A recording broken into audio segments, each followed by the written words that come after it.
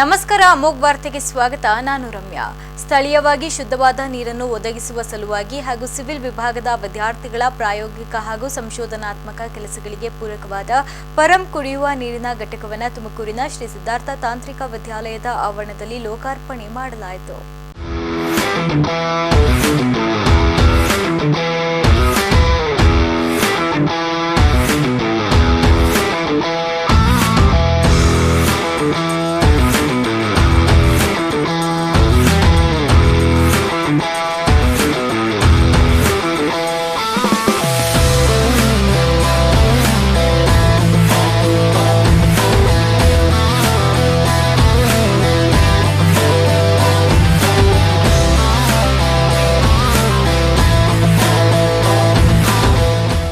ನಗರದ ಕುಣಿಗಲ್ ರಸ್ತೆಯ SSIT campus ಆವರಣದಲ್ಲಿ ನೂತನವಾಗಿ ಆರಂಭಿಸಲಾದ ಪರಂ ಶುದ್ಧ ಕುಡಿಯುವ ನೀರಿನ ಘಟಕವನ್ನು ಇತ್ತೀಚೆಗೆ ಲೋಕಾರ್ಪಣೆ ಮಾಡಿ ಮಾತನಾಡಿದ ಗೃಹ ಸಚಿವರು ಹಾಗೂ ತುಮಕೂರು ಜಿಲ್ಲಾ ಉಸ್ತುವಾರಿ ಸಚಿವರು ಮತ್ತು ಸಾಹೇಬ್ ವಿಶ್ವವಿದ್ಯಾಲಯದ ಕುಲಪತಿಗಳಾದ ಡಾಕ್ಟರ್ ಜಿ ಪರಮೇಶ್ವರ್, ಅತ್ಯಾಧುನಿಕ ತಂತ್ರಜ್ಞಾನದಿಂದ ಮಿನರಲ್ ಒಳಗೊಂಡಂತಹ ಪರಂ ಶುದ್ಧ ಕುಡಿಯುವ ನೀರಿನ ಕೇಂದ್ರವನ್ನು ವ್ಯಾಪಾರದ ಉದ್ದೇಶದಿಂದ ಸ್ಥಾಪಿಸಲಾಗಿಲ್ಲ.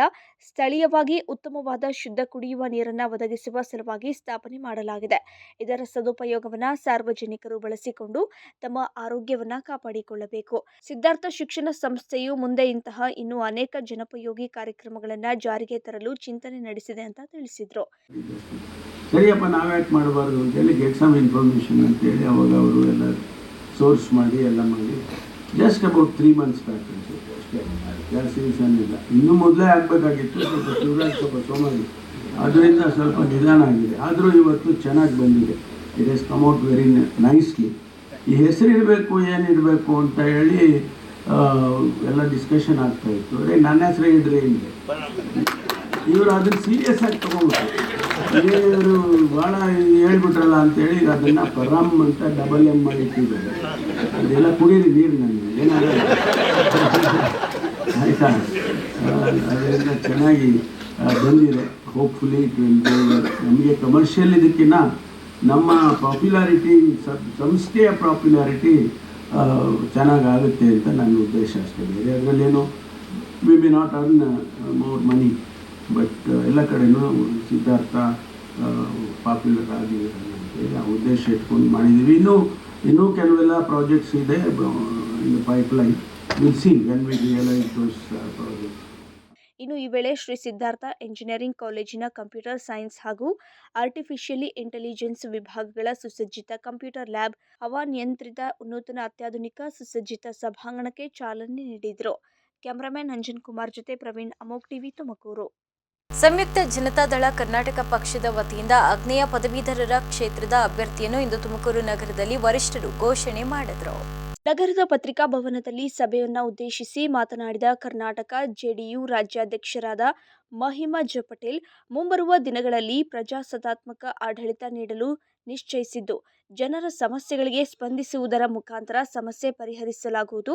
ಈ ನಿಟ್ಟಿನಲ್ಲಿ ರಾಜ್ಯ ಪ್ರವಾಸ ಹಾಗೂ ಜಿಲ್ಲಾ ಪ್ರವಾಸಗಳನ್ನು ಕೈಗೊಂಡಿದ್ದು, ಇದರ ಭಾಗವಾಗಿ ಮೊದಲ ಹಂತದಲ್ಲಿ ಕೋಲಾರ, ಚಿಕ್ಕಬಳ್ಳಾಪುರ, ತುಮಕೂರು, ಚಿತ್ರದುರ್ಗ, ದಾವಣಗೆರೆ ಜಿಲ್ಲೆಗಳನ್ನು ಆಯ್ಕೆ ಮಾಡಿಕೊಂಡಿದ್ದೇವೆ. ಹಾಗಾಗಿ ಉತ್ತಮ ಆಡಳಿತ ನೀಡುವ ನಿಟ್ಟಿನಲ್ಲಿ ಜೆಡಿಯು ಪಕ್ಷದ ಅಭ್ಯರ್ಥಿಯಾಗಿ ಡಾಕ್ಟರ್ ನಾಗರಾಜ್ ಕೆ ಅವರನ್ನು ಆಯ್ಕೆ ಮಾಡಲಾಗಿದೆ ಅಂತ ತಿಳಿಸಿದರು. 2026ಕ್ಕೆ ಆಗ್ನೇಯ ಪದವೀಧರ ಕ್ಷೇತ್ರದ ಚುನಾವಣೆ ಬರ್ತಾ ಇದೆ. ನಾವು 1 ವರ್ಷಕ್ಕಿಂತ ಹೆಚ್ಚು ಮೊದಲೇ ಈಗಾಗಲೇ ಇದ್ರ ಬಗ್ಗೆ ನಾವು ಎಲ್ಲ ಪದವೀಧರರನ್ನು ಭೇಟಿ ಮಾಡೋದಕ್ಕೆ ಅಂತಂದೇಳಿ ಈ ಬಾರಿ ಸುಮಾರು 2 ಲಕ್ಷಕ್ಕಿಂತ ಹೆಚ್ಚು ಮತದಾರರು ಇರ್ತಾರೆ ಪದವೀಧರರು ಈ ಕ್ಷೇತ್ರದಲ್ಲಿ. ಆಗ್ನೇಯ ಪದವೀಧರ ಕ್ಷೇತ್ರಕ್ಕೆ ನಾವು ಈಗಿನಿಂದನೇ ಪ್ರಾರಂಭ ಮಾಡಿದ್ದೀವಿ. ನಮ್ಮ ಪಕ್ಷದಲ್ಲಿ ನಮಗೆ ಸ್ಪಷ್ಟತೆ ಇದೆ. ನಮ್ಮ ಡಾಕ್ಟರ್ ಕೆ ನಾಗರಾಜ್ ನಮ್ಮ ಅಭ್ಯರ್ಥಿ ಅಂತಂದೇಳಿ ನಮಗೆಲ್ಲರಿಗೂ ಸ್ಪಷ್ಟತೆ ಇದೆ. ಅವ್ರನ್ನ ಅಭ್ಯರ್ಥಿಯಾಗಿ ನಾವು ಈಗಾಗಲೇ ಆಯ್ಕೆ ಮಾಡಿದ್ದೀವಿ ಜೆ.ಡಿ.ಯು ಪಕ್ಷದಿಂದ. ಬೇರೆ ಪಕ್ಷದವರಿಗೆ ಇಷ್ಟು ಸ್ಪಷ್ಟತೆ ಇರಲ್ಲ. ಹಾಗಾಗಿ ಅವ್ರು ಏನು ಮಾಡ್ತಾರೋ ಅವ್ರಿಗೆ ತಿಳಿದದ್ದು ಅವ್ರು ಮಾಡಲಿ, ಬೇರೆ ಪಕ್ಷದವರು. ಆದರೆ ಬೇರೆ ಪಕ್ಷದವರಿಗೆ ನಾವೊಂದು ಈ ಮೂಲಕ ಕೋರಿಕೆನೂ ಕೂಡ ತಲುಪಿಸೋಣ ಅಂತಂದೇಳಿ ಯೋಚನೆ ಮಾಡ್ತಿದ್ದೀವಿ. ಏನು ಅಂದರೆ, ಒಳ್ಳೆಯವರಿಗೆ ನೀವು ಅಭ್ಯರ್ಥಿಗಳನ್ನ ಮಾಡಿರಿ. ಬರೀ ಹಣ ಕೊಡೋದು, ಹ್ಯಾಂಡ್ ಕೊಡೋದು, ಆಮೇಲೆ ಗಿಫ್ಟ್ಗಳನ್ನ ಕೊಡೋದು, ನಾನು ಈಗಾಗಲೇ ಸ್ವತಂತ್ರವಾಗಿ ಸ್ಪರ್ಧೆ ಮಾಡಿ ಕೆಲವು ಮತಗಳ ಅಂತರದಲ್ಲಿ ಸೋಲನ್ನು ಅನುಭವಿಸಿದ್ದೇನೆ. ಹಾಗಾಗಿ ಈ ಬಾರಿ ಸಾಕಷ್ಟು ರೀತಿಯಲ್ಲಿ ಪಕ್ಷವನ್ನು ಹಾಗೂ ಪಕ್ಷದ ಸಿದ್ಧಾಂತಗಳನ್ನು ಜನರಿಗೆ ಪ್ರಚಾರ ಮಾಡುವ ನಿಟ್ಟಿನಲ್ಲಿ ಮುಂದಡಿ ಇಟ್ಟಿದ್ದು, ಪದವೀಧರರ ಸಮಸ್ಯೆಗಳನ್ನು ಆಲಿಸಿ ಪರಿಹರಿಸುವ ನಿಟ್ಟಿನಲ್ಲಿ ರೂಪರೇಷೆ ಸಿದ್ಧಪಡಿಸಲಾಗಿದೆ. ಇನ್ನು ಅತಿಥಿ ಉಪನ್ಯಾಸಕ ಹಾಗೂ ಶಿಕ್ಷಕರಿಗೆ ಸೇವಾ ಭದ್ರತೆ, ಎಲ್ಲರಿಗೂ ಜ್ಯೋತಿ ಸಂಜೀವಿನಿ ಯೋಜನೆ, ಗ್ರಾಮೀಣ ಭಾಗದ ಪದವೀಧರರಿಗೆ ಸ್ವಯಂ ಉದ್ಯೋಗಕ್ಕೆ ಆದ್ಯತೆ ಮತ್ತು ಪ್ರೋತ್ಸಾಹ ನೀಡುವ ನಿಟ್ಟಿನಲ್ಲಿ ಕೆಲಸ ಮಾಡಲಾಗುವುದು ಅಂತ ತಿಳಿಸಿದರು. ಪಕ್ಷ ಸಂಘಟನೆ ಇದು ಆಗ್ತಾ ಇಲ್ಲ ಅಂತ ಈಗಾಗಲೇ ನಾವು ಏನ್ ಮಾಡ್ತೀವಿ ಅಂದ್ರೆ ಬಹಳಷ್ಟು ಜನಪರ ಹೋರಾಟಗಳು ಮಾಡ್ತೀವಿ. ಆದ್ರೆ ಅದು ಹೆಂಗಂತಂದ್ರೆ ಅತಿ ಹೆಚ್ಚಾಗಿ ನಮ್ಮ ಮೈಬೂಪೇಟೆ ಸರ್ ನಮ್ಮ ಅಧ್ಯಕ್ಷರು ಹೇಗಂದ್ರೆ ಪ್ರಚಾರ ಪ್ರಿಯರಲ್ಲ. ಆದ್ರೆ ನಾವೇನೋ ಮಾಡಿದ್ದನ್ನ ಒಂದಷ್ಟು ಜನ ಹೇಳ್ಕೊಳ್ಳೋದು, ತೋರಿಸ್ಕೊಳ್ಳೋದು, ಟಿವಿಯಲ್ಲಿ ಹಾಸ್ಕೊಳ್ಳೋದು ಅದು ಅವ್ರಿಗೆ ಇದಿಲ್ಲ ಸರ್. ಆದ್ರೆ ಎಲ್ಲೇ ಮರಿಕಾಯಿ ತರ ಸಮಾಜ ಸೇವೆ ಪಕ್ಷ ಸಂಘಟನೆ ನಡೀತಾ ಇದೆ. ಆದ್ರೆ ನಾವು ಅದೇ ಸರ್ ಕೇಳಿದ್ವಿ, ಸರ್ ಬರೀ ನಾವು ಎದೆ ಮರಿಕಾಯಿ ತರ ಮಾಡ್ತಾ ಇದ್ರಾಗಲ್ಲ, ಇದನ್ನು ಒಬ್ಬೊಬ್ಬರಿಗೆ ತಗೋಬೇಕು ಅಂತ. ಆ ಒಂದು ನಿಟ್ಟಿನಲ್ಲಿ ನಾವೇನ್ ಮಾಡಿದ್ವಿ ಅಂದ್ರೆ ಈಗ ರಾಜ್ಯ ಪ್ರವಾಸ ಕೈಗೊಂಡಿದ್ವಿ ಸರ್. ಅದರಲ್ಲಿ ಈ ಫಸ್ಟ್ 5 ಜಿಲ್ಲೆಗಳನ್ನ ನಾವು ಫಸ್ಟ್ ಆಯ್ಕೆ ಮಾಡ್ಕೊಂಡಿದ್ವಿ. ಈಗ ಮೊನ್ನೆ ಕೋಲಾರಲ್ಲಿ ನಾವು ಫಸ್ಟ್ 22ನೇ ತಾರೀಕು ಸ್ಟಾರ್ಟ್ ಮಾಡಿದ್ವಿ, ಕೂಡುಮಲೆಯಿಂದ ಸ್ಟಾರ್ಟ್ ಮಾಡಿದ್ವಿ. ಅದಾದ ನಂತರ ನಾವು ಬರೀ ಪ್ರಚಾರ ಯೂಸ್ ಮಾಡಿಲ್ಲ, ಅಲ್ಲಿ ತಾಲೂಕ್ ವೈಸ್, ಹೋಬಳಿ ವೈಸ್ ಅಧ್ಯಕ್ಷರ ನೇಮಕ ಮಾಡಿ ಅವ್ರೇನ್ ಮಾಡ್ತಾರೆ ಅಂದ್ರೆ ಈಗಾಗಲೇ ಒಂದು ನಮ್ಮ ಚುನಾವಣೆ ಅಂದ್ರೆ ಈಗ ಎಷ್ಟೋ ಜನಕ್ಕೆ ಎನ್ರೋಲ್ ಮಾಡಿಸಿದ್ಮೇಲೆ ಗ್ರಾಜುಯೇಟ್ ಎಲೆಕ್ಷನ್ಗೆ ಮತ್ತೆ ಎಕ್ಸ್ಟೆನ್ಷನ್ ಎಲೆಕ್ಷನ್ಗೆ ನನ್ನ ಅದೇ ಕೊಟ್ಟಿರುತ್ತೆ ಅಂತ ಸುಮ್ಮನೆ ಬಿಡ್ತಾರೆ. ಅದು ಒಂದು. ಇನ್ನು ಹೊಸ ಇವರಿಗೆ ಯಾರಿಗೆ ಮತದಾರರು ಯಾರಾಗ್ತಾರೆ ಅವ್ರಿಗೆ ಇದು ಗೊತ್ತಿರೋದಿಲ್ಲ, ಯಾವ ರೀತಿ ಎನ್ರೋಲ್ಮೆಂಟ್ ಮಾಡಿಸ್ಬೇಕು, ಎಲ್ಲಿ ಮಾಡಿಸ್ಬೇಕಂತ ಗೊತ್ತಿರಲ್ಲ. ನಾವೀಗ ಹೋಬಳಿ ಮಟ್ಟದಲ್ಲಿ ಟೀಮ್ ಅನ್ನ ಮಾಡಿ ನಾವು ಆಲ್ರೆಡಿ ಅವ್ರ ಡಾಕ್ಯುಮೆಂಟ್ಸ್ ಅನ್ನ ಕಲೆಕ್ಟ್ ಮಾಡ್ತಾ ಇದ್ವಿ. ಬಟ್ ನೋಟಿಫಿಕೇಶನ್ ನವೆಂಬರ್ ಬರುತ್ತೆ. ಬಟ್ ನಾವು ಆಗಲೇ ಸ್ಟಾರ್ಟ್ ಮಾಡಿದ್ವಿ. ಇದಾದ ನಂತರ ನಾಳೆ 5ನೇ ತಾರೀಕು ಚಿತ್ರದುರ್ಗ, ಅದಾದ ನಂತರ 12ನೇ ತಾರೀಕು ದಾವಣಗೆರೆ, ಆಮೇಲೆ ಚಿಕ್ಕಬಳ್ಳಾಪುರ, ಈ ರೀತಿ ನಾವು ಫಸ್ಟ್ ಜಿಲ್ಲಾ ಕೇಂದ್ರಗಳಲ್ಲಿ ಹೋಗಿ ಪ್ರಚಾರವನ್ನು ಮಾಡಿ, ಅದಾದ ನಂತರ ನಾವು ತಾಲೂಕು ಮಟ್ಟದಲ್ಲಿ ಪ್ರಚಾರ ಮಾಡಿ, ಮತ್ತೆ ಹೋಬಳಿ ಮಟ್ಟ ಮತ್ತೆ ಹಳ್ಳಿಗೂ ಹೋಗಿ ಸರ್. ಅದಕ್ಕೆ ನೀವು ಹೇಳಿದ್ರಿ ಇನ್ನೂ 1.5 ವರ್ಷ ಇದೆ, ನೀವಾಗಲೇ ಪ್ರಚಾರ ಸ್ಟಾರ್ಟ್ ಮಾಡ್ಕೊಂಡಿದ್ದೀರಾ ಅಂತೇಳಿ.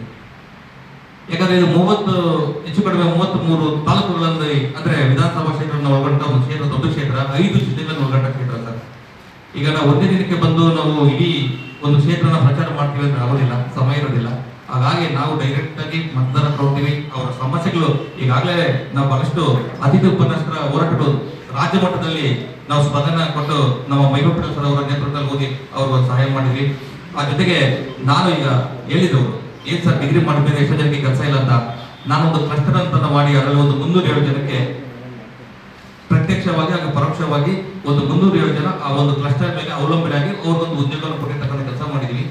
ಅದ್ರ ಜೊತೆಗೆ ನಾನು ಕೋಲಾರ ಜಿಲ್ಲಾ ಸ್ವಾವಲಂಬಿ ಭಾರತ ಅಭಿಯಾನದ ಪ್ರಮುಖ. ಇನ್ನು ಸುದ್ದಿಗೋಷ್ಠಿಯಲ್ಲಿ ರೈತ ಸಂಘ ಘಟಕದ ಅಧ್ಯಕ್ಷರಾದ ಶ್ರೀನಿವಾಸ್, ಶಾಂತಕುಮಾರ್, ರಾಜ್ಯ ಪ್ರಧಾನ ಕಾರ್ಯದರ್ಶಿಗಳಾದ ಚಂದ್ರಶೇಖರ್ ಹಾಗೂ ಪಕ್ಷದ ಪದಾಧಿಕಾರಿಗಳು ಉಪಸ್ಥಿತರಿದ್ದರು. ಕ್ಯಾಮರಾಮನ್ ಅಂಜನ್ ಕುಮಾರ್ ಜೊತೆ ಪ್ರವೀಣ್, ಅಮೋಕ್ ಟಿವಿ, ತುಮಕೂರು. ಮದುವೆ ಮುಗಿಸಿಕೊಂಡು ಮನೆಗೆ ವಾಪಸ್ ತೆರಳುವಾಗ ಭೀಕರ ಅಪಘಾತ ಸಂಭವಿಸಿದ್ದು, ಮದುಮಗನ ತಂದೆ ತಾಯಿ ಸಮೇತ 3 ಗಂಭೀರವಾಗಿ ಗಾಯಗೊಂಡಿರುವ ಘಟನೆ ಮಧುಗಿರಿ ಪಾವಗಡ ಕೆಲಿಫ್ ರಸ್ತೆಯಲ್ಲಿ ನಡೆದಿದೆ. ಮಧುಗಿರಿಯ ವಧುವಿನ ಜೊತೆ ಪಾವಗಡದ ಹುಡುಗನಿಗೆ ಮದುವೆ ನಿಶ್ಚಯವಾಗಿದ್ದು, ಮದುವೆ ವಿಜೃಂಭಣೆಯಿಂದ ನಡೆಸಲಾಯಿತು. ಕಾರ್ಯವೆಲ್ಲ ಮುಗಿಸಿ ಕುಟುಂಬ ಸಂತೋಷದಿಂದಲೇ ಪಾವಗಡ ಕಡೆಗೆ ಹೊರಟಾಗ ವಧಿಯ ಆಟವೇ ಬೇರೆಯಿತು. ಮಿಡಿಗೇಶಿ ಸಮೀಪದ ಬೇಡತ್ತೂರಿನ ಬಳಿ ಕಾರು ನಿಯಂತ್ರಣ ತಪ್ಪಿ ರಸ್ತೆ ಬದಿಯ ಎತ್ತಿನಹೊಳೆ ಕಾಮಗಾರಿಯ ಕಾಂಕ್ರೀಟ್ ವಾಲ್ಗೆ ಬಡಿದು ತೊಟ್ಟಿಯಲ್ಲಿಯ ನೀರಿಗೆ ಬಿದ್ದು ವಧುವಿನ ದೊಡ್ಡಮ್ಮ ಸ್ಥಳದಲ್ಲಿ ಸಾವನ್ನಪ್ಪಿದ್ದಾರೆ. ತಂದೆ ತಾಯಿ ಸಮೇತ 3 ಗಂಭೀರ ಗಾಯವಾಗಿದ್ದು, ಸಂತೋಷದ ಅಲೆಯಲ್ಲಿ ತೇಲುತ್ತಿದ್ದ ಕುಟುಂಬಕ್ಕೆ ಅಪಘಾತದ ಘಟನೆ ಸಿಡಿಲು ಬಡಿದಂತಾಗಿದೆ. ರಸ್ತೆ ಬದಿ ನಡೆಸುವ ಹಲವಾರು ಕಾಮಗಾರಿಗಳ ಬಗ್ಗೆ ಯಾವುದೇ ಮುನ್ನೆಚ್ಚರಿಕೆ ಫಲಕಗಳು ಇಲ್ಲದಿರುವುದು ಹಾಗೂ ರಸ್ತೆ ಬದಿಯಲ್ಲಿ ಮೆಟಲ್ ರಸ್ತೆ ತಡೆಗೋಡೆ ಹಾಕದಿರುವುದು, ರಸ್ತೆ ಸುರಕ್ಷತಾ ಕ್ರಮಗಳು ಇಲ್ಲದ ಕಾರಣ ಅಪಘಾತ ಸಂಭವಿಸಿದೆ. ರಸ್ತೆ ನಿರ್ಮಾಣದ ಕಂಪನಿ ಹಾಗೂ ಎಂಜಿನಿಯರ್ಗಳ ಮೇಲೆ ಮೊದಲು ಪ್ರಕರಣ ದಾಖಲಿಸಬೇಕು ಅಂತ ಸಾರ್ವಜನಿಕರು ಒತ್ತಾಯಿಸಿದ್ದಾರೆ. ನಮ್ಮ ದೇಶದ ಸಂಸ್ಕೃತಿ, ಧರ್ಮದ ಬಗ್ಗೆ ಜನರಲ್ಲಿ ಜಾಗೃತಿ ಮೂಡಿಸುವಂತೆ ಕಾರ್ಯಕ್ರಮ ಬೆಳಗಾವಿ ಜಿಲ್ಲೆ ರಾಯಭಾಗ ತಾಲೂಕಿನ ಮುಗಳಕೋಡ ಪಟ್ಟಣದಲ್ಲಿ ಹಮ್ಮಿಕೊಳ್ಳಲಾಗಿತ್ತು. ನಮ್ಮ ದೇಶದ ಸಂಸ್ಕೃತಿ, ಧರ್ಮದ ಬಗ್ಗೆ ಜನರಲ್ಲಿ ಜಾಗೃತಿ ಮೂಡಿಸುವಂತಹ ಕಾರ್ಯ ಪ್ರಯಾಗ್ರಾಜ್ನ ಕುಂಭಮೇಳದಲ್ಲಿ ನಡೆಯುತ್ತದೆ. ಈ ದೇಶ ಹಾಗೂ ಧರ್ಮದ ಬಗ್ಗೆ ಜಾಗೃತರಾಗಿರಬೇಕು. ನಮ್ಮ ಹಿಂದೂ ಧರ್ಮದಲ್ಲಿ ವಸುದೈವ ಕುಟುಂಬಕಂ ಎಂಬಂತೆ ನಮ್ಮ ದೇಶದ ಸಂಸ್ಕೃತಿ, ಧರ್ಮದ ಬಗ್ಗೆ ಜನರಲ್ಲಿ ಜಾಗೃತಿ. ಈ ಕುಂಭಮೇಳದಿಂದ ಎಲ್ಲರಿಗೂ ಒಳ್ಳೆಯದಾಗಲಿ ಅಂತ ಶ್ರೀ ಬಸವರಾಜೇಂದ್ರ ಮಹಾಸ್ವಾಮೀಜಿಗಳು ಆಶೀರ್ವಚನ ನೀಡಿದರು. ಮಹದೇವ್ ಕಾಂಬಳೆ, ಅಮೋಕ್ ಟಿವಿ, ರಾಯಬಾಗ. ಮಧುಗಿರಿ ಪಟ್ಟಣದ ಇತಿಹಾಸ ಪ್ರಸಿದ್ಧ ಶ್ರೀ ದಂಡಿನ ಮಾರಮ್ಮ ಜಾತ್ರೆ ಮಾರ್ಚ್ 11ರಿಂದ 21ರವರೆಗೂ ನಡೆಯಲಿದ್ದು, ಅಂಗಡಿಗಳ ಮೇಲೆ ನೆಲವಳಿ ಸುಂಕ ವಸೂಲಿ ಮಾಡುವ ಹಕ್ಕಿನ ಹರಾಜು ಪ್ರಕ್ರಿಯೆಯನ್ನು ಸ್ಥಗಿತಗೊಳಿಸಿ ಇಲಾಖೆಯ ವತಿಯಿಂದಲೇ ನಡೆಸುವಂತೆ ಆಗ್ರಹಿಸಿ ಭಕ್ತಾದಿಗಳು ಹಾಗೂ ಪುರಸಭೆ ಅಧ್ಯಕ್ಷ ಮತ್ತು ಸದಸ್ಯರು ಮನವಿ ಸಲ್ಲಿಸಿದ್ದಾರೆ. ಪಟ್ಟಣದ ಉಪವಿಭಾಗಾಧಿಕಾರಿಗಳ ಕಚೇರಿ ಮುಂದೆ ಮನವಿ ಸಲ್ಲಿಸಿ ಪುರಸಭೆ ಅಧ್ಯಕ್ಷ ಲಾಲಾಪೇಟೆ ಮಂಜುನಾಥ್ ಮಾತನಾಡಿ, ರಾಜ್ಯದಲ್ಲಿ 11 ದಿನಗಳ ಕಾಲ ನಡೆಯುವ ಈ ಜಾತ್ರಾ ಮಹೋತ್ಸವದಲ್ಲಿ ಹರಾಜುದಾರರು ಹೆಚ್ಚಿನ ಹರಾಜಿಗೆ ಕೂಗೋದ್ರಿಂದ ಭಕ್ತಾದಿಗಳಿಗೆ ಹೊರೆಯಾಗ್ತಾ ಇದೆ. ಮನೋರಂಜನೆ ನೀಡುವಂತಹ ಆಟಗಳಲ್ಲಿ ಮಕ್ಕಳನ್ನು ಸಂಪೂರ್ಣವಾಗಿ ತೊಡಗಿಸಿಕೊಳ್ಳಲು ಸಾಧ್ಯವಾಗದೆ ಪೋಷಕರು ಸಾಕಷ್ಟು ತೊಂದರೆ ಆಗುತ್ತಿರುವುದರಿಂದ ಇದನ್ನು ಮನಗಂಡು ಹರಾಜು ಪ್ರಕ್ರಿಯೆ ನಡೆಸದೆ ಇಲಾಖಾ ವತಿಯಿಂದ ನಡೆಸುವಂತೆ ಜಾತ್ರೆಯ ಪರಿಸ್ಥಿತಿಯ ಬಗ್ಗೆ ವಿವರಿಸಿದರು. ಶ್ರೀ ಇತಿಹಾಸ ಪ್ರಸಿದ್ಧ ಶ್ರೀ ದಂಡಿನ ಮಾರಮ್ಮ ತಾಯಿಯ ಜಾತ್ರಾ ಮಹೋತ್ಸವ ಇನ್ನೇನು ಪ್ರಾರಂಭ ಆಗ್ತಾ ಇದ್ದು, ಈ ಒಂದು ಜಾತ್ರೆಯ ಹರಾಜನ್ನು ನಮ್ಮ ಮಧುಗಿರಿ ಸಮಸ್ತ ಜನತೆಯು ಒಂದು ಏನು ಬಿಡ್ದಾರರು ಎಲ್ಲರೂ ನಮ್ಗೆ ಸಹಕಾರ ಕೊಟ್ಟು ಈ ಒಂದು ಬಿಡ್ ಜಾಸ್ತಿ ಪ್ರತಿ ವರ್ಷವೂ ಜಾತ್ರೆ ಕುಂಠಿತ ಆಗ್ತಾ ಬರ್ತೈತೆ. ಯಾಕೆ ಅಂತಂದರೆ ಹರಾಜಲ್ಲಿ ಎಲ್ಲರೂ ಏನೋ ಒಂದು ಇದು ಮಾಡ್ಕೊಂಡು ಚಾಲೆಂಜ್ ಮಾಡ್ಕೊಂಡು ಜಾಸ್ತಿ ಕೂಗಿ ನಮ್ಮ ಪ್ರಸಿದ್ಧ ಜಾತ್ರಾ ಮಹೋತ್ಸವವನ್ನು ಕುಂಠಿತ ಆಗ್ತಾಯಿತ್ತು. ಆದ್ದರಿಂದ ಇವತ್ತು ಎಲ್ಲ ಬಿಡ್ದಾರರು ಹಾಗೂ ಸಾರ್ವಜನಿಕರನ್ನ ನಾವು ಕೂತ್ಕೊಂಡು ಒಂದು ಮನವಿ ಮಾಡ್ಕೊಂಡು ಈ ಒಂದು ಬಿಡ್ಡನ್ನು ಕ್ಯಾನ್ಸಲ್ ಮಾಡಿ ಒಂದು ಏನೋ ಬಡವ್ರಿಗೆ ಬರೋವಂಥವ್ರಿಗೂ ಮತ್ತು ವ್ಯಾಪಾರಸ್ಥರಿಗೂ ಎಲ್ರಿಗೂ ಅನುಕೂಲ ಆಗೋ ರೀತಿ ಮಾನ್ಯ ಉಪವಿಭಾಗಾಧಿಕಾರಿಗಳು ಅವರೇ ಆಫೀಸಿಂದಲೇ ಅವರು ಏನು ಒಂದು ಸುತ್ತೋಲೆ ಇದೆ, ಅವರು ಅಂಗಡಿ ನೆಲವಳಿ ವಸೂಲಿ ಇದೆ, ಅದರಂತೆ ಎಲ್ಲ ಅಂಗಡಿಗಳನ್ನ ಅವರೇ ವಸೂಲಿ ಮಾಡಿ ಸಾರ್ವಜನಿಕರಿಗೂ ಹಾಗೂ ವ್ಯಾಪಾರಸ್ಥರಿಗೂ ಅನುಕೂಲ ಮಾಡಿಕೊಡ್ಬೇಕು. ಹಾಗೂ ಜಾತ್ರಾ ಮಹೋತ್ಸವದಲ್ಲಿ ಸಕಲ ಮೂಲ ಸೌಕರ್ಯ ದಂಡಿ ಮಾರಮ್ಮ ದೇವಸ್ಥಾನದ ಜಾತ್ರಾ ಮಹೋತ್ಸವ ಅಂಗವಾಗಿ ಇವತ್ತು ಏನು ನೆಲವಳಿ ಸುಂಕದ ಬಗ್ಗೆ ಇವತ್ತು ಹರಾಜು ಪ್ರಕ್ರಿಯೆ ಇವತ್ತು ದಿನಾಂಕ ನಿಗದಿಯಾಗಿತ್ತು. ತಮ್ಮೆಲ್ಲರ ಅಭಿಪ್ರಾಯದ ಮೇರೆಗೆ ತಮ್ಮ ಮನವಿಯನ್ನು ನೀವು ಕೊಟ್ಟಿದ್ದೀರಿ. ಏನಂತ ಸಂಬಂಧಪಟ್ಟ ಸರ್ಕಾರದ ವತಿಯಿಂದಲೇ ನೀವೆಲ್ಲ ಸುಂಕನ ವಸೂಲಿ ಮಾಡಬೇಕು ಅಂತ ಕೇಳ್ತಾ ಇದ್ದೀರಿ. ನಮ್ಮಲ್ಲೂ ಕೂಡ ಒಂದು ಮಾನದಂಡಗಳಿದ್ದಾವೆ. ಅದ್ರ ಪ್ರಕಾರ ಕೂಡ ನಮ್ಮ ಸಂಬಂಧಪಟ್ಟ ಮೇಲಧಿಕಾರಿಗಳು ಕೂಡ ಜಿಲ್ಲಾಧಿಕಾರಿಗಳು ಉಪವಿಭಾಗಾಧಿಕಾರಿಗಳ ಮನವಿಯನ್ನು ನಿಮ್ಮ ಮನವಿಯನ್ನು ಕೊಟ್ಟಿರೋ ಪ್ರಕಾರ ಅಂತಿಮವಾಗಿ ಏನಲ್ಲಿ ಅಲ್ಲಿಂದ ಆದೇಶ ಇದೆ, ಆದೇಶದ ಪ್ರಕಾರ ನಾವು ಕ್ರಮ ಪಣೀಂದ್ರ, ಅಮೋಕ್ ಟಿವಿ, ಮಧುಗಿರಿ. ಕೊರಟಗೆರೆ ತಾಲೂಕಿನ ಕ್ಯಾಮೇನಹಳ್ಳಿ ಪಂಚಾಯತ್ ವ್ಯಾಪ್ತಿಯ ಕೊಡ್ಲಹಳ್ಳಿ ಗ್ರಾಮದ ಪ್ರಾಥಮಿಕ ಕೃಷಿ ಪತ್ತಿನ ಸಹಕಾರ ಸಂಘಕ್ಕೆ ಅಧ್ಯಕ್ಷ-ಉಪಾಧ್ಯಕ್ಷರ ಆಯ್ಕೆ ನಡೆದಿದೆ. ವ್ಯವಸಾಯ ಸೇವಾ ಸಹಕಾರ ಸಂಘದ ನೂತನ ಅಧ್ಯಕ್ಷ-ಉಪಾಧ್ಯಕ್ಷರು ಅವಿರೋಧವಾಗಿ ಆಯ್ಕೆ ನಡೆದಿದೆ. ಅಧ್ಯಕ್ಷರಾಗಿ ಪ್ರದೀಪ್, ಉಪಾಧ್ಯಕ್ಷರಾಗಿ ಸಿಎಸ್ ಲಕ್ಷ್ಮೀ ರಂಗಮಯ್ಯ ಯಾವುದೇ ಚುನಾವಣೆ ನಡೆಯದೆ ಅವಿರೋಧವಾಗಿ ಆಯ್ಕೆ ಆಗಿದ್ದಾರೆ. ಜಿಲ್ಲಾ ಉಸ್ತುವಾರಿ ಹಾಗೂ ಗೃಹ ಸಚಿವರ ಡಾಕ್ಟರ್ ಜಿ ಪರಮೇಶ್ವರ್ ಮಾರ್ಗದರ್ಶನದಲ್ಲಿ ಸಹಕಾರಿ ಸಚಿವ ಕೆಎನ್ ರಾಜಣ್ಣ ಅವರ ಸಹಕಾರದೊಂದಿಗೆ ಬ್ಲಾಕ್ ಕಾಂಗ್ರೆಸ್ ಅಧ್ಯಕ್ಷ ಅಶ್ವಥ್ ನಾರಾಯಣ್ ಮುಂದಾಳತ್ವದಲ್ಲಿ ಯಾವುದೇ ಚುನಾವಣೆ ಇಲ್ಲದೆ ಅಧ್ಯಕ್ಷ ಹಾಗೂ ಉಪಾಧ್ಯಕ್ಷರು ಆಯ್ಕೆಯಾದರು. ಸಂಘವನ್ನು ಮುನ್ನಡೆಸುವ ಭರವಸೆಯೊಂದಿಗೆ ರೈತರ ಪರ ಕೆಲಸ ಮಾಡುವುದಾಗಿ ನೂತನ ಅಧ್ಯಕ್ಷ ಮತ್ತು ಉಪಾಧ್ಯಕ್ಷರು ಭರವಸೆಯನ್ನ ನೀಡಿದ್ದಾರೆ. ಚುನಾವಣಾ ಅಧಿಕಾರಿ ಸಿಡಿಒ ಗುರುರಾಜು, ಸೂಪರ್ವೈಸರ್ ಬೋರೇಗೌಡ, ವಿಎಸ್ಎಸ್ ಸದಸ್ಯರು ಹಾಗೂ ಮುಖಂಡರು ಉಪಸ್ಥಿತರಿದ್ದರು. ಅವಿರೋಧವಾಗಿ ಆಯ್ಕೆ ಮಾಡಿದ ಸಹಕಾರ ಸಂಘದ ಎಲ್ಲ ಸದಸ್ಯರಿಗೆ ಧನ್ಯವಾದಗಳನ್ನು ತಿಳಿಸ್ತೀನಿ. ಅದೇ ರೀತಿ ನಮ್ಮ ಜಿಲ್ಲಾ ಉಸ್ತುವಾರಿ ಸಚಿವರಾದ ಗೃಹ ಸಚಿವರು ಜಿ ಪರಮೇಶ್ವರ್ ಹಾಗೂ ಸಹಕಾರ ಸಚಿವರಾದ ರಾಜಣ್ಣನವರ ಮಾರ್ಗದರ್ಶನದಂತೆ ನಮ್ಮ ಸಹಕಾರ ಸಂಘವನ್ನು ಅಭಿವೃದ್ಧಿ ಎಲ್ಲಿದೆ ಇನ್ನೂ ಉತ್ತಮವಾದ ರೀತಿಯಲ್ಲಿ ನಡೆಸ್ಕೊಂಡು ಹೋಗೋಕ್ಕೆ ಅವರ ಮಾರ್ಗದರ್ಶನದಲ್ಲಿ ಮುನ್ನಡೀತೀವಿ. ಹಾಗೂ ನನ್ನ ಈ ಅಧ್ಯಕ್ಷತೆಗೆ ಸಹಕರಿಸಿದ ಬ್ಲಾಕ್ ಕಾಂಗ್ರೆಸ್ ಅಧ್ಯಕ್ಷರಾದ ಅಶ್ವಥ್ ನಾರಾಯಣ್ ಹಾಗೂ ಹಾಲಿ ಮಾಜಿ ನಿರ್ದೇಶಕರಾದ ಸಹಕಾರ ಸಂಘದ ಎಲ್ಲ ನಿರ್ದೇಶಕರಿಗೂ ಅಧ್ಯಕ್ಷರುಗಳು, ಗ್ರಾಮ ಪಂಚಾಯಿತಿ ನಮ್ಮ ಕ್ಯಾಮೇನಹಳ್ಳಿ ಗ್ರಾಮ ಪಂಚಾಯಿತಿ ಸದಸ್ಯರು ಎಲ್ಲರೂ ಬಂದಿದ್ದಾರೆ. ಊರಿನ ಗಣ್ಯರು, ಅಕ್ಕಪಕ್ಕದ ಗಣ್ಯರು ಎಲ್ರಿಗೂ ಈ ಮೂಲಕ ಧನ್ಯವಾದ ತಿಳಿಸೋಕ್ಕೆ ಇಷ್ಟಪಡುತ್ತೆ. ಸಹಕಾರ ಸಂಘಕ್ಕೆ ಕೆ ರಾಜಣ್ಣನವರ ಸಹಕಾರದೊಂದಿಗೆ ಬ್ಲಾಕ್ ಕಾಂಗ್ರೆಸ್ ಅಧ್ಯಕ್ಷರು ಅಶ್ವಥ್ ನಾರಾಯಣ ಎಲ್ಲ ಸದಸ್ಯರುಗಳ ಸಹಕಾರದಿಂದ ಉಪಾಧ್ಯಕ್ಷರಾಗಿ ಆಯ್ಕೆಯಾಗಿದ್ದೇನೆ. ಅಧ್ಯಕ್ಷರಾಗಿ ಆಯ್ಕೆ ಮಾಡಿದ ಎಲ್ಲ ಧನ್ಯವಾದಗಳು. ಹರೀಶ್ ಬಾಬು, ಅಮೋಕ್ ಟಿವಿ, ಕೊರಟಗೆರೆ. ಕೋಲಾರದಲ್ಲಿ ಇಂದಿನಿಂದ 2 ದಿನಗಳ ರಾಜ್ಯಮಟ್ಟದ ಜನಪರ ಉತ್ಸವ ಕಾರ್ಯಕ್ರಮ ಹಮ್ಮಿಕೊಳ್ಳಲಾಗಿದೆ.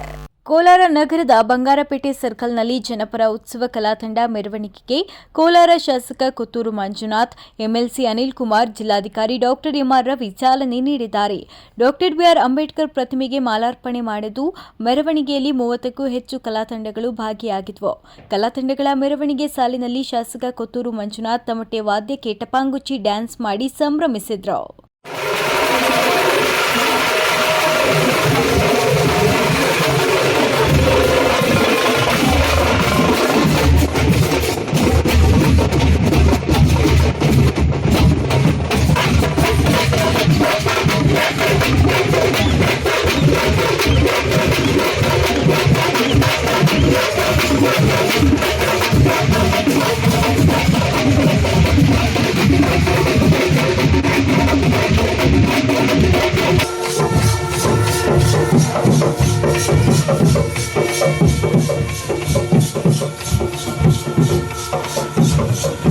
ಹರ್ಷವರ್ಧನ್, ಅಮೋಕ್ ಟಿವಿ, ಕೋಲಾರ.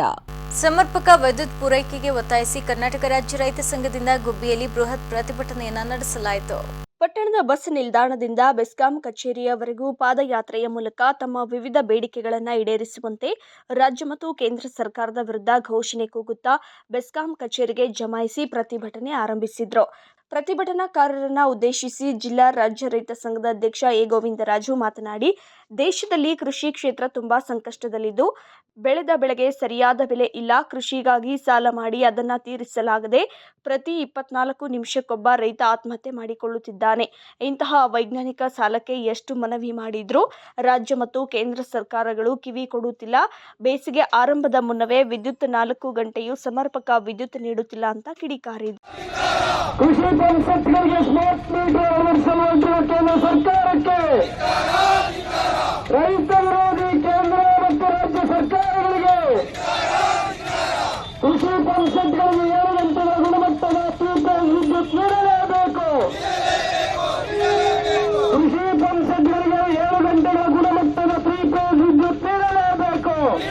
ತಾಲೂಕು ಅಧ್ಯಕ್ಷ ವೆಂಕಟೇಶ್ ಮಾತನಾಡಿ, ಕೇಂದ್ರ ಸರ್ಕಾರವು ವಿದ್ಯುತ್ ಕ್ಷೇತ್ರವನ್ನು ಖಾಸಗೀಕರಣ ಮಾಡದೆ ಸ್ಮಾರ್ಟ್ ಮೀಟರ್ಗಳನ್ನು ಅಳವಡಿಸದೆ ಕೈಬಿಡಬೇಕು. ರಾಜ್ಯ ಸರ್ಕಾರವು ನೀಡಿರುವ 7 ಗಂಟೆಯ ವಿದ್ಯುತ್ತನ್ನು ಪೂರೈಸಬೇಕು. ಗುಬ್ಬಿ ತಾಲೂಕಿನ ಹಲವು ಭಾಗಗಳಿಗೆ ಉಪಸ್ಥಾವರಗಳನ್ನು ನಿರ್ಮಾಣ ಮಾಡಬೇಕು. ಹಳೆಯ ವಿದ್ಯುತ್ ಕಂಬಗಳನ್ನು ಬದಲಾಯಿಸಬೇಕು ಎಂದರು. ವಿದ್ಯುತ್ ಪೂರೈಸಬೇಕು ಅಂತ ತಾವು ಕೇಳಿದಿರಾ. ಇದು ಎಂಜಾಯ್ ಎಲ್ಲೆಲ್ಲಿ ನಮ್ಮ ಗುಬ್ಬಿ ತಾಲೂಕಿನಲ್ಲಿ ಆಗಿದೆ. ಕೆಲವೊಂದು ಹಳ್ಳಿಗಳು ಹಿಂದೆ ಒಂದು 5 ರಿಂದ 6 ಹಳ್ಳಿಗಳು ಬಿಟ್ಟೋಗಿದೆ ಅಂತ ಹೇಳಿರೋದು 2023ರಲ್ಲಿ ಈಗ ಬಂದ್ರು ಮತ್ತೆ ಸೇರ್ಸ್ಕೊಂತೀವಿ.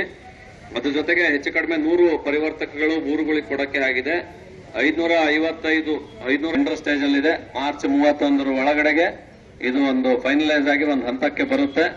ಏಪ್ರಿಲ್ ಮಧ್ಯಭಾಗದಿಂದ ಒಂದು ನಿರಂತರ ಜ್ಯೋತಿ ಯಾವ್ಯಾವ ಬಿಟ್ಟು ಹೋಗಿರೋ ಹಳ್ಳಿಗಳಿಗೆ ಏನು ತೋಟದ ಮನೆ ಹತ್ತಿರದಲ್ಲಿ ಊರ್ ಪಕ್ಕದಲ್ಲಿರುವಂತದ್ದನ್ನು ಕವರ್ ಮಾಡೋದಕ್ಕೆ ನಾವು ಪ್ರಸ್ತಾವನೆ ಕಳಿಸಿದೀವಿ. ಇನ್ನು ಈ ಸಂದರ್ಭದಲ್ಲಿ ಸಿಜಿ ಲೋಕೇಶ್, ಶಂಕರಲಿಂಗೇಗೌಡ, ಗುರು ಚನ್ನಬಸಪ್ಪ, ಯತೀಶ್ ಇತರರು ರೈತರು ಹಾಜರಿದ್ದರು. ರಂಗನಾಥ್, ಅಮೋಕ್ ಟಿವಿ, ಗುಬ್ಬಿ. ಮಾನ್ವಿ ತಾಲೂಕಿನ ಜುಮ್ಮಲದೊಡ್ಡಿ ಕೆರೆಗೆ ಸಚಿವ ಎನ್ಎಸ್ ಬೋಸರಾಜು ಹಾಗೂ ಶಾಸಕ ಹಂಪಯ್ಯ ನಾಯಕ ಭೇಟಿ ನೀಡಿ ಪರಿಶೀಲನೆ ನಡೆಸಿದ್ದಾರೆ. ಜುಮ್ಮಲದೊಡ್ಡಿ, ಬೆಳಗಾಂಪೇಟೆ, ಆದಾಪುರಪೇಟೆ, ಕುಂಬಾರವಾಡಿ, ಪಿಂಜಾರ ಓಣಿ, ಕಲ್ಮಠ ಏರಿಯಾ ಕುಡಿಯುವ ನೀರಿನ ಸಮಸ್ಯೆ ಹಿನ್ನೆಲೆ ಮಾನ್ವಿ ಪಟ್ಟಣದ ಜುಮ್ಮಲದೊಡ್ಡಿ ಕೆರೆಯನ್ನು ಅಭಿವೃದ್ಧಿಪಡಿಸಲು ಅಗತ್ಯ ಕ್ರಮ ಕೈಗೊಳ್ಳಬೇಕಾದ ಕುರಿತು ವರದಿ ಸಿದ್ಧಪಡಿಸುವಂತೆ ಅಧಿಕಾರಿಗಳಿಗೆ ಸಣ್ಣ ನೀರಾವರಿ ಹಾಗೂ ವಿಜ್ಞಾನ ಮತ್ತು ತಂತ್ರಜ್ಞಾನ ಇಲಾಖೆಯ ಸಚಿವರಾದ ಎನ್ಎಸ್ ಬೋಸರಾಜು ಆದೇಶ ನೀಡಿದರು. ಪುರಾತನ ಕಾಲದ ಇತಿಹಾಸ ಕೆರೆಯಾದ ಜುಮ್ಮಲದೊಡ್ಡಿ ಕೆರೆಯನ್ನು ಸಂರಕ್ಷಿಸುವುದು ಹಾಗೂ ಅಭಿವೃದ್ಧಿಗೊಳಿಸುವುದು ನಮ್ಮೆಲ್ಲರ ಜವಾಬ್ದಾರಿಯಾಗಿದೆ. ಈ ಕೆರೆಯನ್ನು ಶೀಘ್ರ ಅಭಿವೃದ್ಧಿಗೊಳಿಸಿ ಪಟ್ಟಣದ ವಿವಿಧ ಬಡಾವಣೆಗಳಿಗೆ ಅನುಕೂಲವಾಗುವಂತೆ ನೀರನ್ನು ಸರಬರಾಜು ಮಾಡಲು ಅಗತ್ಯ ಕ್ರಮವನ್ನು ಕೈಗೊಳ್ಳಲಾಗುವುದು ಅಂತ ಶಾಸಕ ಹಂಪಯ್ಯ ನಾಯಕ ತಿಳಿಸಿದರು.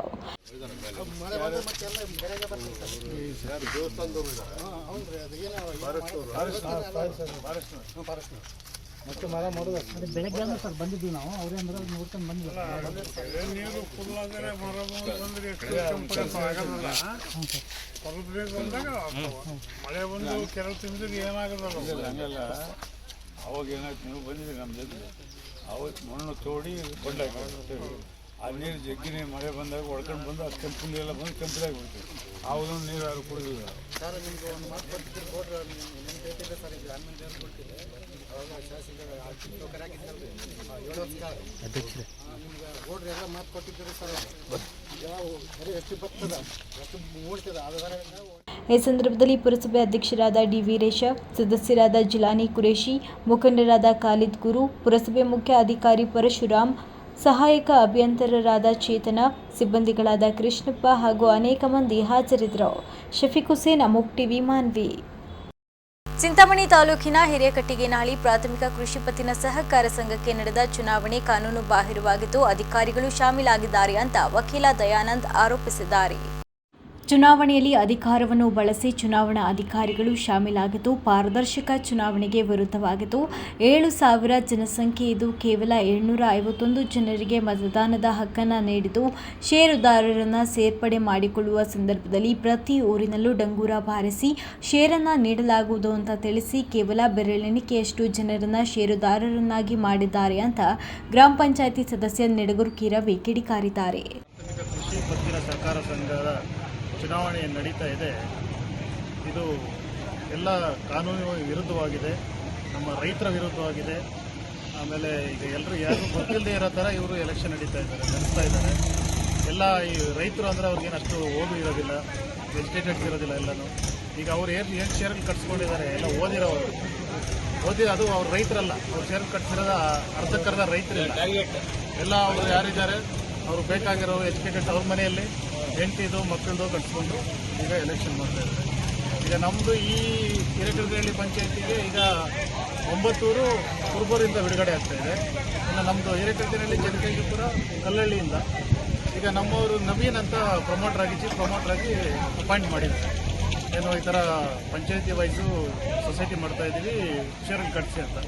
ಆ ಟೈಮಲ್ಲಿ ಇವರು ಸೊಸೈಟಿಯಲ್ಲಿ ಏನು ಅಧಿಕಾರಿಗಳಿದ್ದಾರೆ ಇವ್ರಿಗೆ ಏನು ಹೇಳಿದ್ದಾರೆ, ನಮ್ಮ 2 ಊರು ಇಲ್ಲ ನಿಮಗೆ, ಈಗ 9 ಊರು ಮಾತ್ರ ಕಟ್ಸ್ಕೊಂಡು ನೀವು ಶೇರ್ಗಳು ಕಟ್ಸಿ ಅಂತ ಇವ್ರಿಗೆ ಪರ್ಮಿಷನ್ ಕೊಟ್ಟಿದ್ದಾರೆ. ಹೈಕೋರ್ಟ್ನಲ್ಲಿ ರಿಟ್ ಅರ್ಜಿ ಸಲ್ಲಿಸಿ ಸಹಕಾರ ಸಂಘದ ಮೇಲಧಿಕಾರಿಗಳಿಗೆ ಅರ್ಜಿ ಸಲ್ಲಿಸಿ ಚುನಾವಣೆ ನಡೆಸಬಾರದು ಅಂತ ಮನವಿ ಮಾಡಿತು. ಆದರೆ ಹೈಕೋರ್ಟ್ ಆದೇಶದಂತೆ ಚುನಾವಣಾ ನಡೆಸುವುದಿಲ್ಲ ಅಂತ ತಿಳಿಸಿ ರೈತರಿಗೆ ಹಾಗೂ ಷೇರುದಾರರಿಗೆ ತಪ್ಪು ಮಾಹಿತಿ ತಿಳಿಸಿ ಚುನಾವಣೆ ಅಧಿಕಾರಿ ಏಕಪಕ್ಷೀಯವಾಗಿ ಚುನಾವಣೆ ನಡೆಸುತ್ತಿರುವುದು ಕಾನೂನು ಬಾಹಿರ ಅಂತ ವಕೀಲ ದಯಾನಂದ್ ಆರೋಪಿಸಿದರು. ಸಂವಿಧಾನಬದ್ಧವಾದಂಥದ್ದು. ಸೊ ಆ ಸಾಂವಿಧಾನಿಕ ನೆಲೆಯಲ್ಲಿ ಚುನಾವಣೆ ಆಗದೆ ಯಾವ ನಾಗರಿಕ ಸಮಾಜ ಯಾವ ಹಂತಕ್ಕೆ ಹೋಗ್ತಾ ಇದೆ ಅಂತಕ್ಕಂಥದ್ದು ಬಹು ದುರಂತ. ಅದಕ್ಕೆ ಈ ದಿನದ ಚುನಾವಣೆನೇ ಸಾಕ್ಷಿ ಅಂತ ಹೇಳ್ಬೋದು. ಸೊ 24/6/2025 ಏನು 20 ಮುಖ್ಯ ಪ್ರವರ್ತಕರ ಚುನಾವಣೆ ಅಂತ ಆಯಿತು. ಸೊ ಆ ಸಂದರ್ಭದಲ್ಲಿ ಏಕೈಕ ಒಬ್ಬರು ಮಾಡ್ತಕ್ಕಂಥ ನವೀನ್ ಕುಮಾರ್ ಮಾಡಬೇಕಾಗಿರ್ತಕ್ಕಂಥದ್ದನ್ನ ಹೊರತುಪಡಿಸಿ ಸೊ ರಾಜಕೀಯೇತರವಾಗಿ ವಿಶೇಷವಾಗಿ ಡಿಸಿಸಿ ಬ್ಯಾಂಕ್ ಅವರ ಸುಪರ್ದಿನಲ್ಲಿದೆ ಅಂತ ಭಾವಿಸಿಕೊಂಡು ಸೊ ಪ್ರಜಾಪ್ರಭುತ್ವಕ್ಕೆ ವಿರುದ್ಧವಾಗಿ ಸಂವಿಧಾನಕ್ಕೆ ವಿರುದ್ಧವಾಗಿ ಸೊ ಈ ಚುನಾವಣೆ ನಡೆಯತಕ್ಕಂಥದ್ದು ಇದು ಎಲ್ಲವೂ ಸಾಂವಿಧಾನಿಕ ವಿರೋಧಿಯಾಗಿರ್ತಕ್ಕಂಥದ್ದು. ವಿಶೇಷವಾಗಿ ಕೃಷಿ ಅಂದ್ರೆ ದೇಶದ ಬೆನ್ನೆಲುಬು ಅಂತಾರೆ, ರೈತರು ಅಂತಾರೆ, ಎಲ್ಲವನ್ನ ಮೂಲೆ ಗುಂಪಾಗಿ ಮಾಡಿ ಮಹಿಳೆಯರನ್ನ ಕಡೆಗಣಿಸಿ ಕೃಷಿ ಪತ್ತಿನ ಸಹಕಾರ ಚುನಾವಣೆ ಏನು ಇಂದು ನಡೀತಾ ಇದೆ ಇದು ಕಾನೂನು ಬಾಹಿರ. ಸೊ ಮಾನ್ಯ ಕರ್ನಾಟಕ ಉಚ್ಚ ನ್ಯಾಯಾಲಯದಲ್ಲಿ ಇದರ ವಿರುದ್ಧ ರಿಟ್ ಪಿಟಿಷನ್ ಬಾಕಿ ಇದ್ರೂ ಸಹ ಯಾವುದಕ್ಕೂ ಮೇಷ ಎಣಿಸದೆ ಯಾವುದನ್ನು ಲೆಕ್ಕಿಸದೆ ಕಾನೂನು ಬಾಹಿರವಾಗಿ ನಡೀತಕ್ಕಂಥ ಚುನಾವಣೆ. ಈ ಸಂದರ್ಭದಲ್ಲಿ ವೀಣಾ ಕೃಷ್ಣೇಗೌಡ, ನಾರಾಯಣ ಮೂರ್ತಿ, ವಕೀಲ ದಯಾನಂದ್, ನಾರಾಯಣ ಸ್ವಾಮಿ, ಗ್ರಾಮ ಪಂಚಾಯಿತಿ ಸದಸ್ಯ ಮಂಜುನಾಥ್, ವೆಂಕಟೇಶ್ ಹಾಗೂ ಇತರರು ಭಾಗಿಯಾಗಿದ್ದರು. ವೆಂಕಟಚಲಪತಿ, ಅಮೋಕ್ ಟಿವಿ, ಚಿಂತಾಮಣಿ. ಅದೆಷ್ಟು ಇವರಿಗಿನ ಸುದ್ದಿಗಳು. ಮತ್ತಷ್ಟು ಸುದ್ದಿಗಾಗಿ ನೋಡ್ತಾ ಇರಿ ಅಮೋಕ್ ಟಿವಿ, ಎಂದೆಂದಿಗೂ ನಿಮ್ಮೊಂದಿಗೆ.